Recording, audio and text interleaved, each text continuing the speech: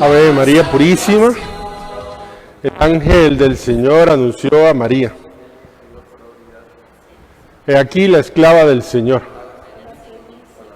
Y el Verbo se hizo carne. Dios te salve María, llena eres de gracia, el Señor es contigo.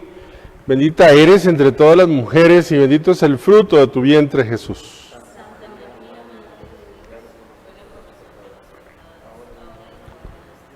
Ruega por nosotros, Santa Madre de Dios.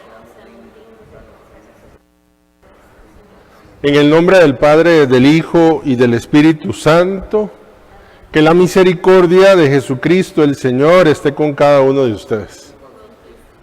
Muy buenas tardes, hermanos y hermanas. Dios los bendiga, un abrazo grande. Tenemos hoy esta primera celebración, por lo menos de la parroquia, en este mes de septiembre. Como ven, la decoración ahí en el altar nos recuerda el mes de la patria, pero les decía yo también mes de la Biblia.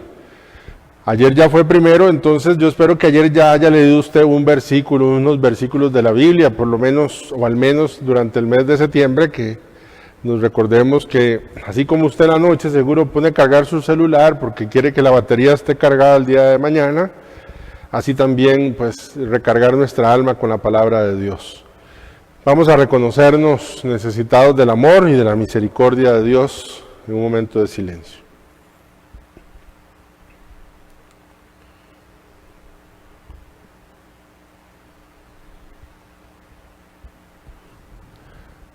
Digamos, yo confieso ante Dios Todopoderoso y ante ustedes, hermanos, que he pecado mucho de pensamiento, palabra, obra y omisión, por mi culpa, por mi gran culpa. Por eso ruego a Santa María, siempre Virgen, a los ángeles, a los santos y a ustedes, hermanos, que intercedan por mí ante Dios nuestro Señor. El Señor Todopoderoso tenga misericordia de nosotros, perdone nuestros pecados y nos lleve a la vida eterna. Señor, ten piedad. Cristo, ten piedad. Señor, ten piedad. Oremos. Dios de toda virtud, de quien procede todo lo que es bueno, infunde en nuestros corazones el amor de tu nombre y concede que, haciendo más religiosa nuestra vida, hagas crecer el bien que hay en nosotros y lo conserves con solicitud amorosa. Por nuestro Señor Jesucristo, tu Hijo, que vive y reina contigo en la unidad del Espíritu Santo y es Dios por los siglos de los siglos. Vamos a sentarnos a seguir escuchando la palabra de Dios en la carta a los Corintios, que nos acompaña durante estos días.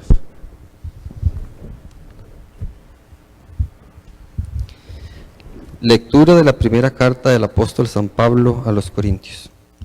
Hermanos, anteriormente no pude hablarles como a hombres movidos por el Espíritu Santo, sino como individuos sujetos a sus pasiones.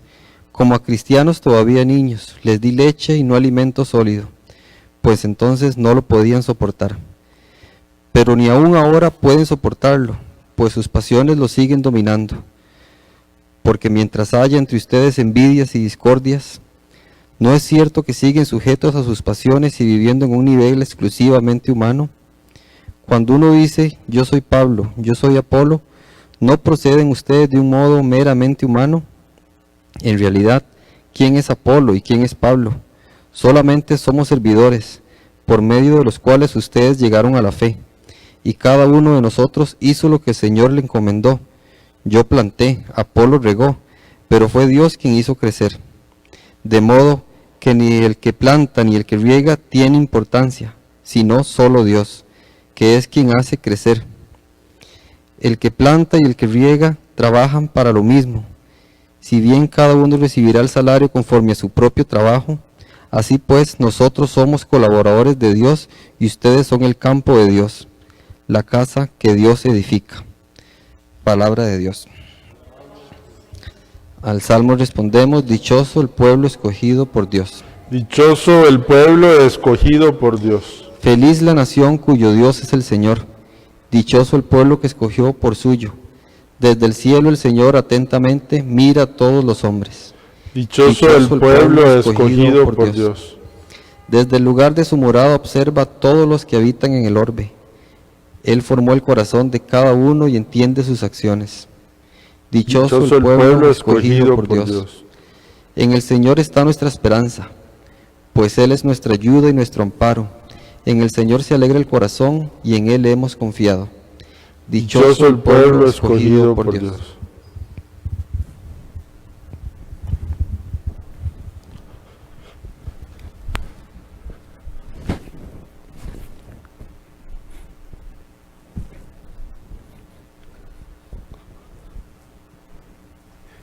Aleluya, aleluya.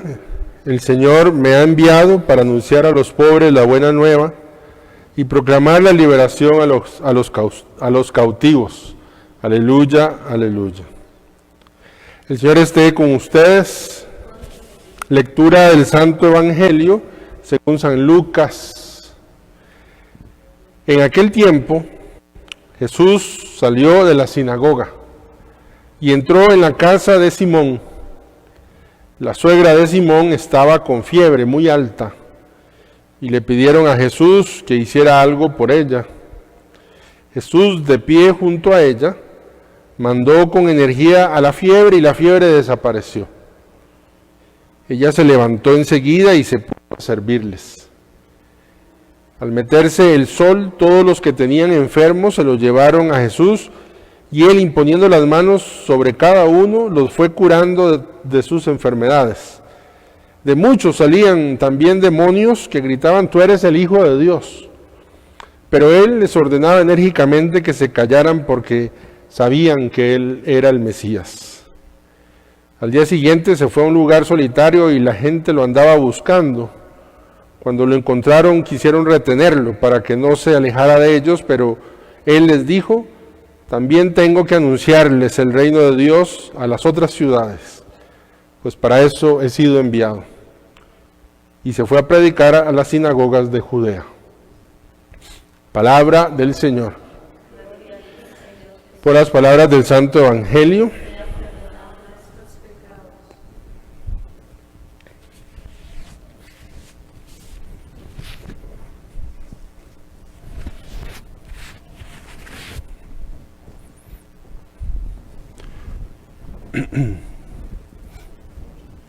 Estamos celebrando hoy miércoles de la semana 22 del tiempo ordinario.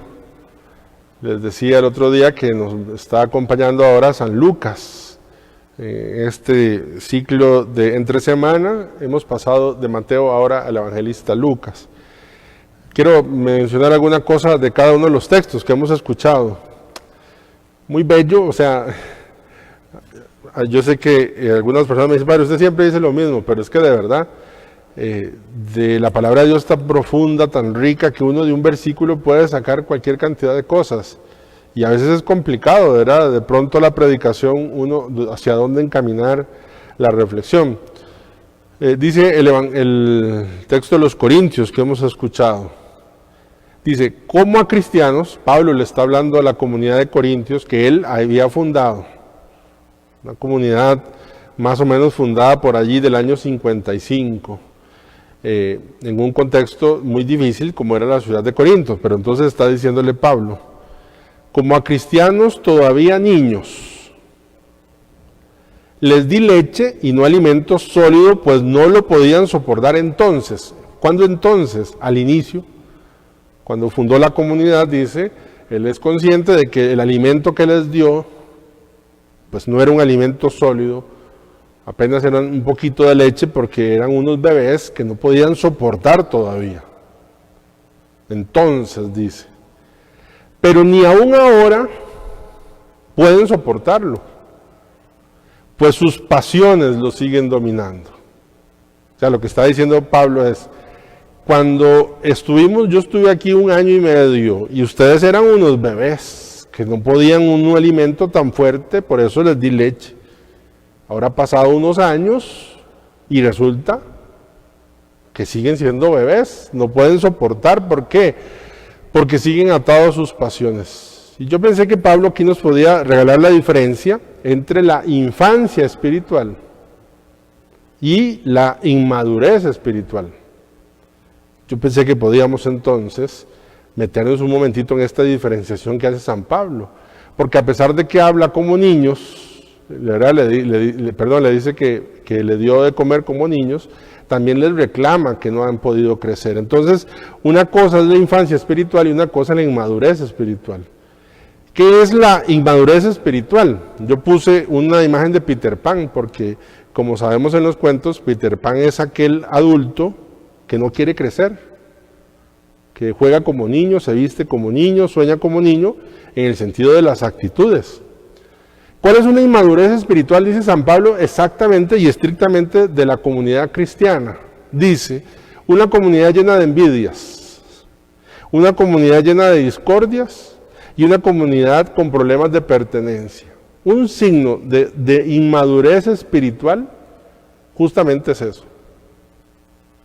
Lastimosamente, estas cosas no solo son actitudes que se viven en San Pablo, sino que lo vemos a nivel del interno de la parroquia, de cualquier parroquia. Es que el Pablo decía, es que yo pertenezco a Apolo. Apolo parecía que era un gran predicador, más elocuente que Pablo. Otros dicen que a Cefas, a Pedro, otros a Pablo. Entonces, la pertenencia, ¿verdad? Es que yo soy de la Renovación Carismática Católica, yo no tengo nada que ver con los ministros ordinarios de la comunión.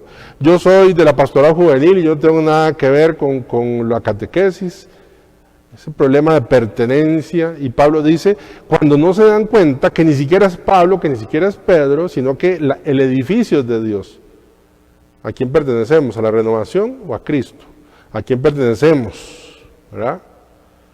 Este mismo problema sucede, pues, lo sabemos también a nivel de nuestras parroquias, o a nivel desde el Papa. Es que yo sí voy de acuerdo con el Papa Francisco y no con el Papa Benedicto. Igual pasa, es que yo sí iba con el padre Sidar, y yo sí iba con el padre Toto, pero no con el padre Oldemar. Yo sí iba con el padre Oldemar, pero con el padre Carlos no. Propio de la inmadurez. Hay una cosa que se llama afinidad, y eso no tiene que ver con la inmadurez. Creo que las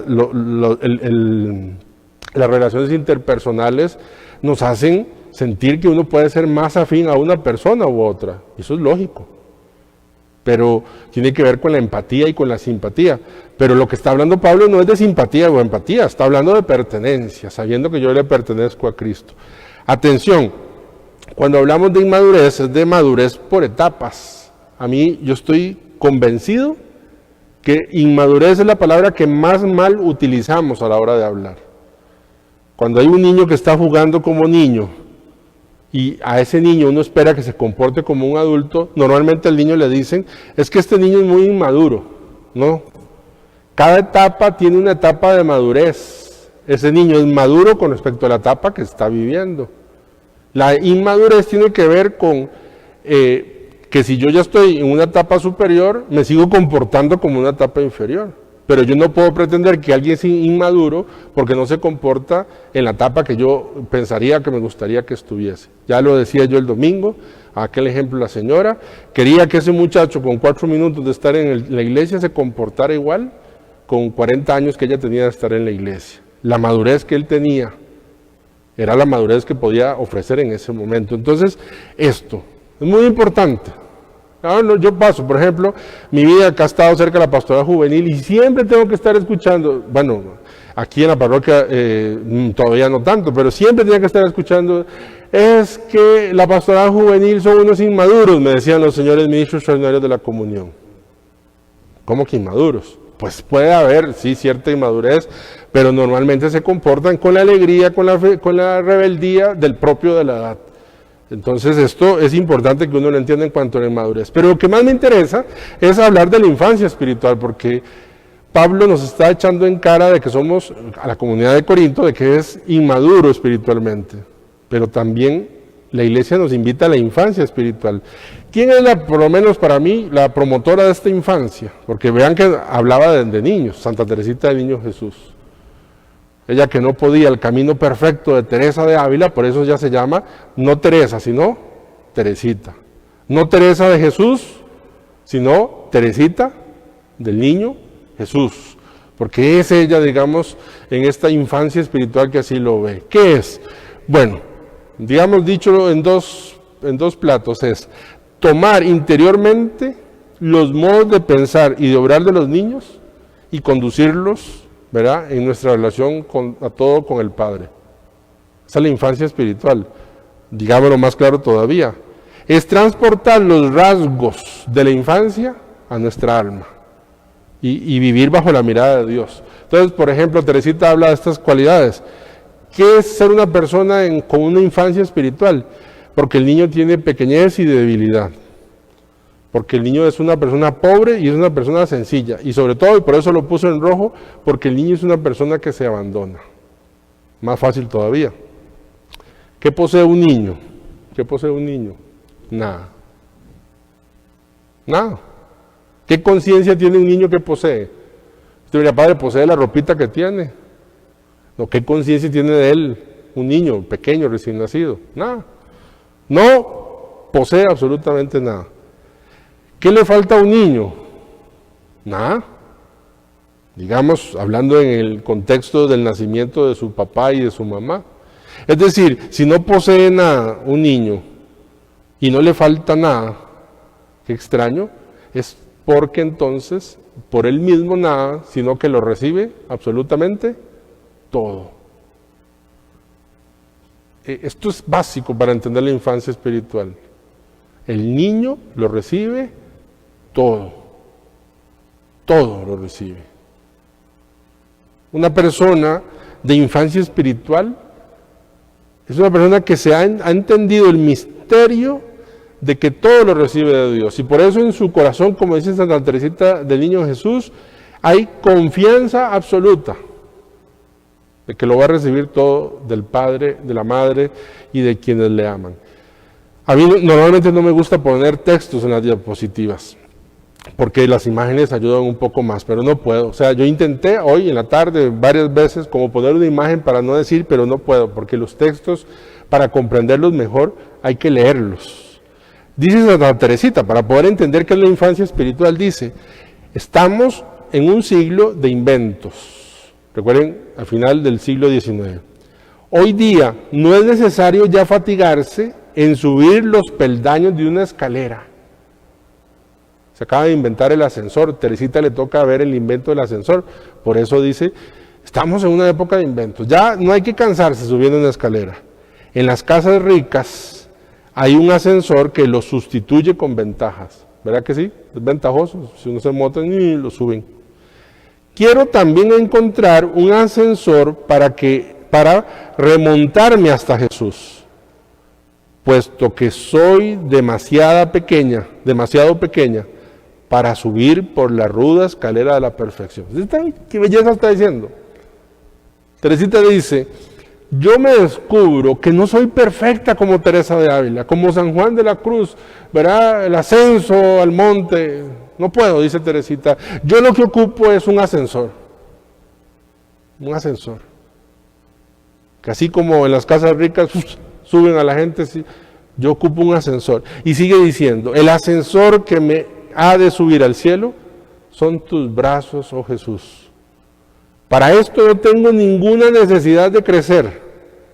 Antes, al contrario, conviene que continúe siendo pequeña y cada día lo sea más. ¿Ven? No busca el crecimiento, sino que busca la infancia.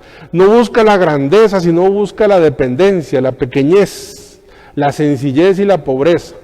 La perfección consiste en abandonarse en Dios y no en alcanzar peldaños, ¿verdad? Como dice ella.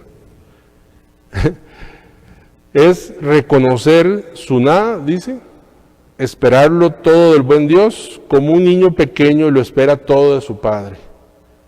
Es no inquietarse de nada, no buscar fortuna, hasta entre los pobres se da al niño lo que le es necesario. Dice ella, hay pobres, se le da lo que es necesario, comidita, arroz, vestido.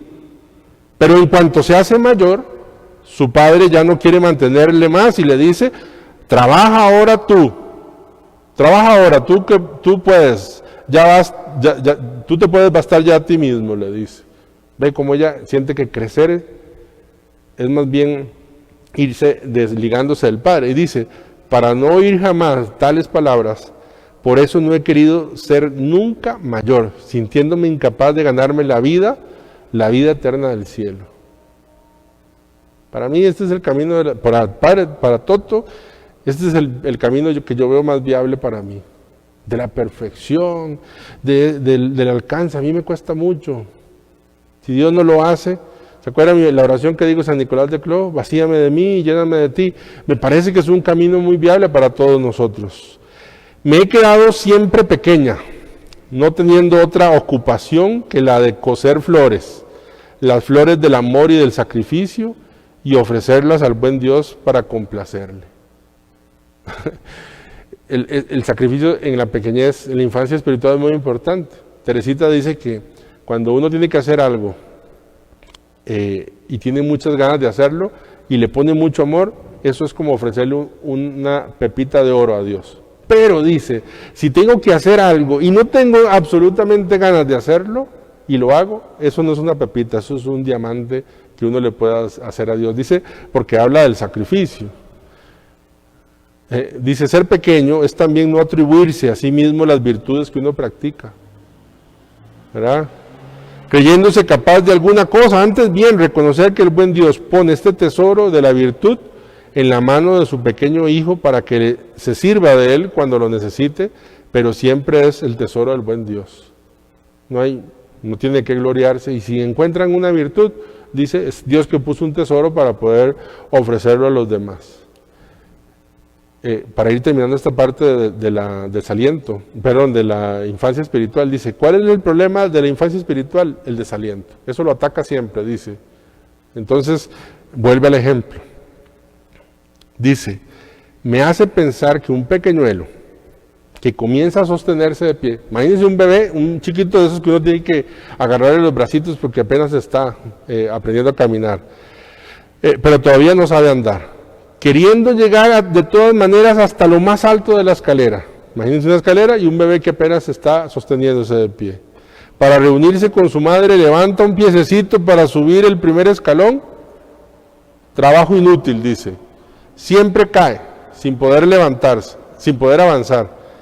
Pues bien, procura ser este pequeñuelo. Y sigue diciendo, por la práctica de las virtudes, levanta siempre tu piececito para subir la escalera de la santidad. Y no te imagines, lo repito, no te imagines que puedes subir ni siquiera el primer peldaño. No. Dios, nuestro Señor, únicamente te pide buena voluntad. Sí, que hagas el intento de subir el pie. No te imagines que vas a subir esa escalera, dice, en esta infancia espiritual que ella propone. Y dice, de lo alto de esta escalera, te mira con amor. Un día, vencido por tus esfuerzos inútiles, bajará él mismo y tomándote en sus brazos, ¿verdad?, te llevará para siempre a su reino, donde ya no le dejarás nunca más. La infancia espiritual es diferente a la inmadurez espiritual. En Teresita no veo inmadurez, veo más bien madurez en alto grado, pero sí en su forma de ver se ve infante delante de Dios. Por lo menos Pablo le está reclamando a la comunidad de que es inmadura, está pensando carnalmente, está atada a las pasiones, a las divisiones, a problemas de pertenencia. Pablo es un tema que sigue mencionando. Pues que nosotros entonces lo tomemos en cuenta. Una palabrita del Evangelio, hemos escuchado, donde nos presentan un día completo de Jesús, y si usted lo ve bien, léalo en su casa nuevamente. Jesús dedica la mañana, o la parte del día, para el amor al prójimo. Curó a la suegra de Pedro, sanó a otros enfermos, expulsó demonios, y la parte de la noche para cuidar a Dios, es decir, para su relación con Dios. Esa es la agenda. El día para el servicio, la noche, la madrugada, la oscuridad, para el diálogo con Dios. Y lo escuchamos, al amor al prójimo entonces, dice, salió de la sinagoga, ¿qué hizo? Predicación. Los que tenían enfermos se los llevaba, ¿qué hizo? Curación. Salían también demonios, ¿qué hizo? Liberación. Esa es la agenda de Jesús. ¿Usted quiere saber cómo era un día de Jesús? Eso, se dedicaba al amor al prójimo, ¿cómo? Con la predicación, que eso da alimento al alma, con la curación, que eso alimenta la fe, y con la liberación, ¿verdad?, en este caso los endemoniados. Nosotros también estamos invitados a vivir lo mismo. Y la otra parte, el amor al prójimo, dice, se fue a un lugar solitario. ¿verdad? A un lugar solitario. ¿Por qué? Porque cuida su relación con Dios y cuida su disposición interior. Esto nos invita un poco a la hiperactividad pastoral.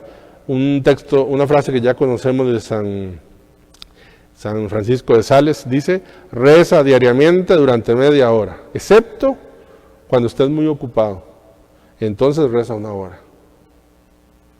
Yo siempre me digo, ¿verdad? De verdad, en mi vida, si el Hijo de Dios, en su quehacer pastoral, tenía muy centrado su relación con Dios, ¿cómo vamos a pretender todos los demás? Todos, desde el Papa Francisco, digo, hasta cada uno de nosotros. Dije Juan Pablo porque recordaba que siempre a las 5 de la mañana, postrado, ¿verdad? Yo les he contado, rezaba ahí frente al Santísimo antes de iniciar su Eucaristía.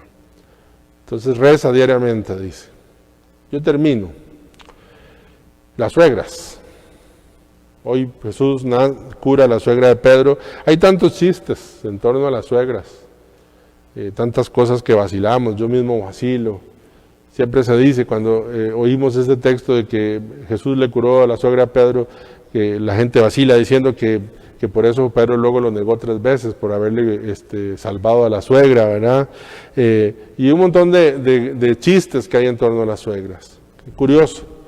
Algo hay. Yo pensé que podía hoy terminar diciendo enumerar 8 cosas a las suegras que pudieran tener en cuenta para su bienestar y el bienestar de la relación con los demás. Entonces las menciono, consejos para las suegras.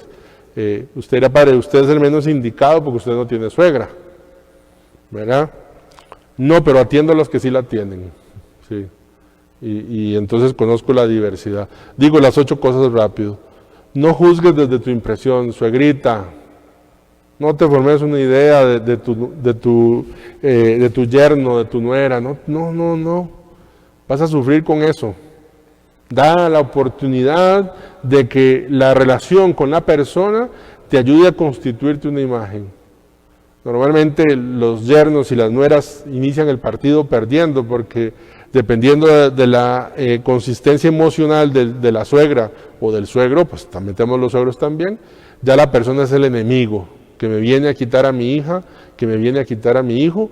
Entonces no juzgues desde las primeras impresiones, date el chance de conocer bien a tu yerno o a tu nuera. Pon de tu parte. Yo siempre le digo a los papás que tienen problemas con los jóvenes, siempre les digo, recuerdan que el adulto eres tú, que no te puedes poner a la altura del joven en la discusión. También, suegrita, suegrito, usted es más adulto siempre, así que ponga de su parte con madurez, ponga de su parte. No te entrometas, esto es importante, no te entrometas, entrometerse. Yo sé que el amor hace que uno se entrometa, pero entrometerse en las relaciones de sus hijos trae más mal que bien, Normalmente el amor hace, repito, que la mamá se entrometa en el cuidado del hijo cuando está soltero y de alguna manera se pretende que ya cuando se esté en las relaciones no te entrometa. A veces la forma de amar a tu hijo es mordiéndote la lengua, amarrándote las manos y todo ese deseo de bien que querés, a veces terminarlos más bien en la mesa del altar y no te entrometas, porque si no, dale el lugar que le corresponde. No es una competencia de amor. La Biblia dice, dejarás a tu padre y a tu madre. Dale lugar. Ahora, la persona más importante en la vida de esa persona, pues es su esposo, es su esposa. Y eso no significa que el amor de ustedes quede al lado, pero es una ley de la vida. Dale el lugar que le corresponde a la persona, ¿verdad? Quinto, no le hagas quedar mal. A mí me da vergüenza cuando yo estoy con gente que está a la suegra. Y entonces a mí a veces yo oigo donde dice, la suegra le dice, padre, sobre todo porque tiene que ver con comida, entonces vienen y me sirven, dice, es que nadie hace estos frijolitos como yo. Y le dice a la nuera, ¿verdad, fulana? La está dejando mal. No, lo que está diciendo es que mi hijo ha tenido que crecer con esta inútil, no lo dice así, que no sabe ni cocinar los frijoles como lo hago yo. Y la hace quedar mal. Cuando viene y empieza a educar a los hijos, ¿verdad? Es que usted es una experta, porque todavía, tranquila, cuando usted tuvo el primer hijo también era inexperta, tiene que darle chance de que la persona aprenda. Entonces, no hagas quedar mal, ¿verdad? No hagas quedar mal. No le des consejos no pedidos. Posiblemente, usted será una de las personas que conoce más a su hija o a su hijo. Y usted vela, entonces dices que esta no sabe que mi hijo tal cosa, esto. No le dé consejos no pedidos. Crea puentes de confianza donde tu yerno o tu nuera pueden pedirte consejos, pero no des consejos no pedidos. Pueden terminar, no siempre terminan, pero pueden terminar muy mal, en relaciones muy destruidas. No hagas el problema más grande. Aquí no se trata de bandos. ¿Verdad? No hagas problemas más grandes. Si ya ves que hay un problema, no lo hagas más grande. No ponga a decidir a tu hija entre una cosa o la otra. Entre que me creas a mí o le creas al otro. No hagas el problema más grande. Y 8, termino, un ambiente cordial. Tú puedes ayudar a hacer un ambiente cordial, con tu disposición, con tu alegría. Eso no significa que no ofrezcas, ofrece. Sal un día a comer con tu yerno, a comer con tu nuera solitos. Ofrece algún día a cuidar a tus nietos para que ellos puedan salir. Haz un ambiente cordial. En el desarrollo del sacramento del matrimonio se dice que son una sola carne. Qué bello sería que tanto que amas a tu hija o que tanto amas a tu hijo, puedas ver a esa otra persona como otro hijo, creado con otra cultura, con otros modales, etcétera, pero parte del amor, ¿verdad? 8 cosas sencillísimas que creo que todos sabemos, pero que tal vez puedan servir en torno, ¿cómo se llama el tema de la suegra? Gloria al Padre, al Hijo y al Espíritu Santo. Como era en un principio, era siempre, por los siglos de los siglos. Amén.